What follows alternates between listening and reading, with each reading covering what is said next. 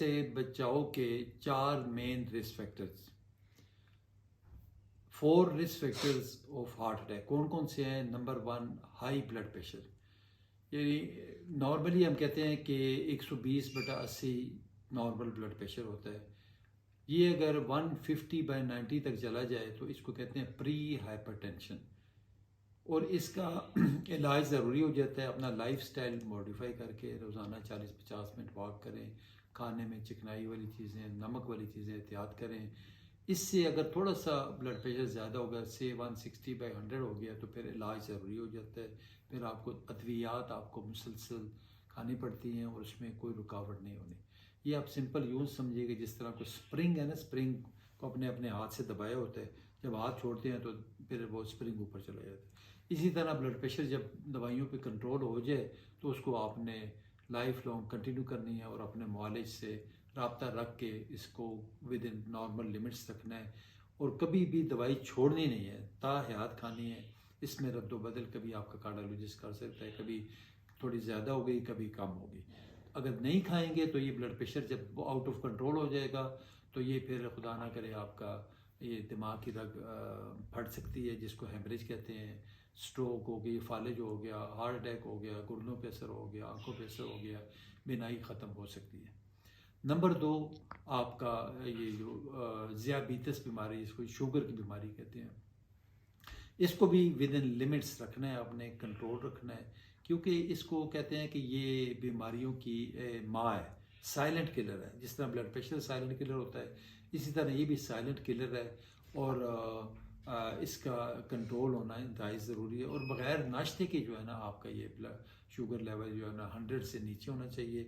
اور ناشتے کے بعد 150-60 تک ہونا چاہیے، اور 3 مہینے والا ٹیسٹ جو ہے وہ آپ کا 6.5 ملی گرام سے نیچے ہونا چاہیے، کیونکہ اس کی جو بیسک علامات ہیں، زیادہ پیاس لگ جانی ہے، زیادہ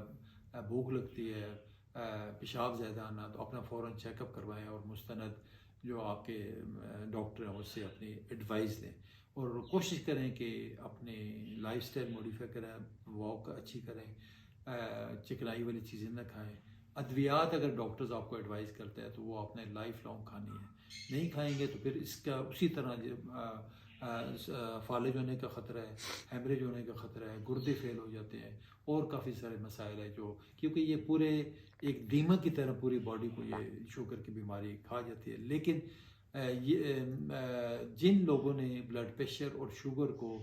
کنٹرول رکھا ہوا ہے، وہ 40 سال ہو گئے، ہم دیکھ رہے ہیں بالکل بڑی اچھی اور بہترین زندگی وہ لوگ گزار رہے ہوتے ہیں۔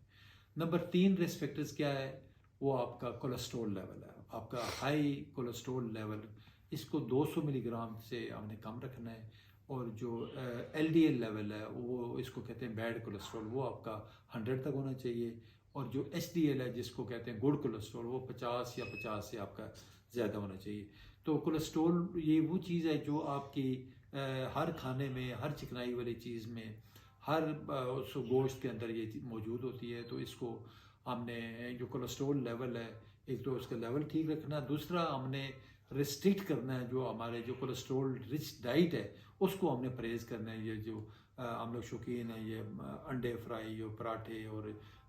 یہ گردے کلیجی اور سری پائے مغز کلیجیاں، یہ ساری چیزیں جو ہیں ان میں کولیسٹرول ہوتا ہے، اور اس سے بھی بڑھ کے جو آپ کا آئل اور گھی استعمال ہوتا ہے اس میں اندر ٹرائیگلیسرائڈز ہوتے ہیں، بیسیکلی وہ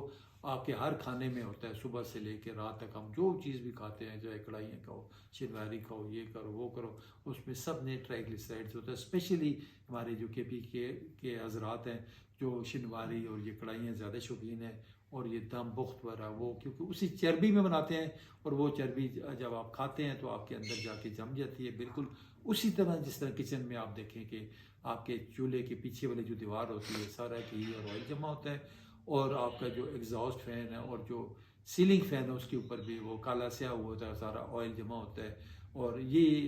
یا جب آپ کھا رہے ہوتے ہیں کڑھائی یا شنواری، تو آپ 10-15 منٹ کے لیے اس کو رکھ کے دیکھیں اوپنلی، تو اس کے اندر بھی آپ کا گھی اور آئل جم جاتا ہے۔ تو کیا جب آپ کھائیں گے تو کیا ہمارے اندر جا کے نہیں جمے گا؟ آپ کا جب ایبزارب ہو گیا، ڈائجسٹ ہو کے جاتا ہے، تو خون والے جو شریانے ہیں، آرٹریز ہیں، ان کے اندر والی جو لیئر ہے اس کے اندر جم جاتا ہے، اور وہ لیئر اکٹھی ہوتی ہوتی اس شریانوں کو تنگ کر دیتی ہے، تنگ کرنے سے انجائنا کی بیماری ہو جاتی ہے، درد چلنے سے درد ہوتا ہے، اور زیادہ ہو تو پھر اس کو کہتے ہیں ہارٹ اٹیک ہو گیا۔ چوتھی جو چیز ہے رسک فیکٹر ہے، اس کو کہتے ہیں ٹوبیکو، یعنی تمباکو نوشی۔ اس میں نہ صرف سگریٹ شامل ہے بلکہ حقہ شامل ہے، اور یہ جو بیڑی ہے، نسوار ہے، اور چلم ہے، ای سگریٹ ہے، اور شیشہ، یہ ساری جس کے اندر بھی تمباکو استعمال ہوتا ہے یہ ساری چیزیں اس کے اندر شامل ہیں۔ اس میں نہ صرف آپ کا ہارٹ اٹیک اور دل کی بیماری ہونے کا خطرہ رہتا ہے، بلکہ جتنے بھی باڈی میں کینسرز ہیں اس کی بھی ایک بڑی وجہ آپ کی یہ ٹوبیکو ہے، یعنی تمباکو نوشی ہے۔ تو کوشش کریں اس کو احتیاط کریں، کیونکہ دیکھیں اس سے نہ صرف آپ کا منہ گندا ہوگا، منہ کے اندر جس جگہ سے گزرے گی اس جگہ نکوٹین اور یہ ساری چیزیں آپ کی شریانوں میں جا کے اس کو تنگ کر دی، اور ہارٹ اٹیک ہونے کی بھی ایک بہت بڑی وجہ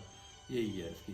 تو یہ 4 مین رسک فیکٹر ہیں۔ اس کے ساتھ ساتھ آپ روزانہ اگر 40-50 منٹ واک کریں اور کھانے پینے میں احتیاط کریں تو میں سمجھتا ہوں ایک اچھی اور مناسب زندگی آپ گزار سکتے ہیں۔ تو آخر میں سم اپ کروں گا ایک چھوٹی سی نظم پہ، اویئرنیس پریونشن کے حوالے سے، جس کو کہتے ہیں کہ کم کھانا،